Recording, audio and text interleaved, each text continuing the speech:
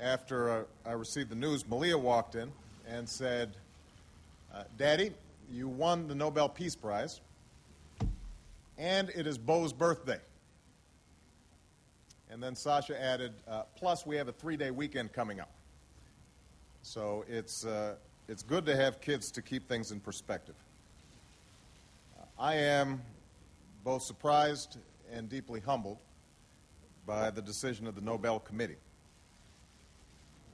Let me be clear, I do not view it as a recognition of my own accomplishments, but rather as an affirmation of American leadership on behalf of aspirations held by people in all nations.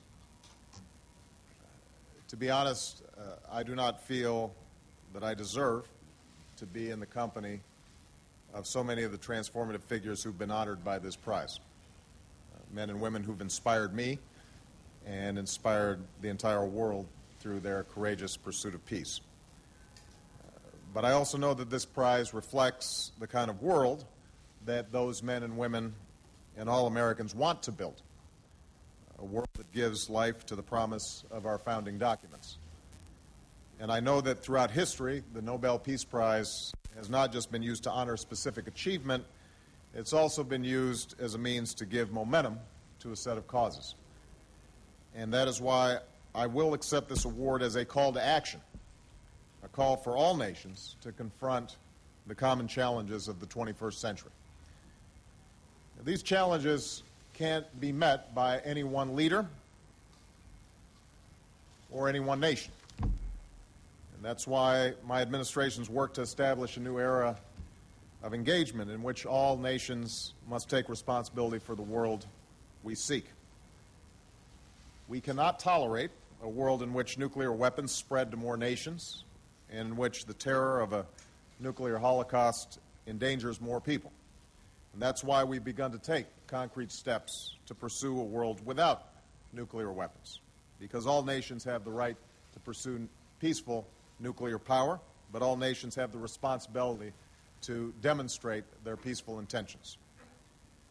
We cannot accept the growing threat posed by climate change, which could forever damage the world that we pass on to our children, sowing conflict and famine, destroying coastlines and emptying cities. And that's why all nations must now accept their share of responsibility for transforming the way that we use energy. We can't allow the differences between peoples to define the way that we see one another. And that's why we must pursue a new beginning among people of different faiths and races and religions, one based upon mutual interest and mutual respect. And we must all do our part to resolve those conflicts that have caused so much pain and hardship over so many years. And that effort must include an unwavering commitment that finally realizes the rights of all Israelis and Palestinians to live in peace and security in nations of their own. We can't accept a world in which more people are denied opportunity and dignity that all people yearn for, the ability to get an education and make a decent living, the security that you won't have to live in fear of disease or violence without hope for the future. And even as we strive to seek a world in which conflicts are resolved peacefully and prosperity is widely shared, we have to confront the world as we know it today. I am the commander-in-chief of a country that's responsible for ending a war and working in another theater to confront a ruthless adversary that directly threatens the American people and our allies.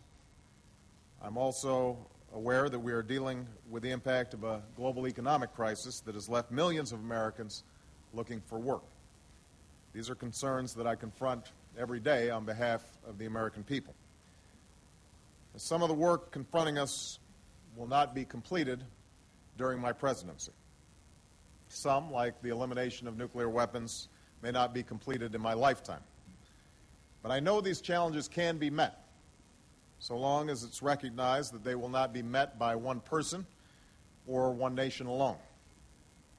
This award is not simply about the efforts of my administration, it's about the courageous efforts of people around the world. And that's why this award must be shared with everyone who strives for justice and dignity.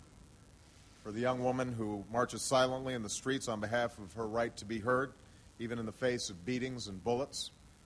For the leader imprisoned in her own home because she refuses to abandon her commitment to democracy.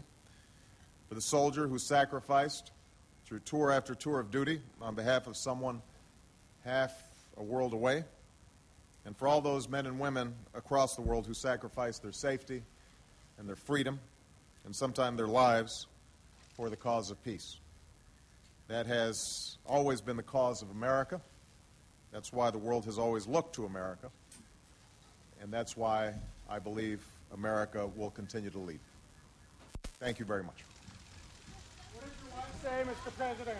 What would you do with the money?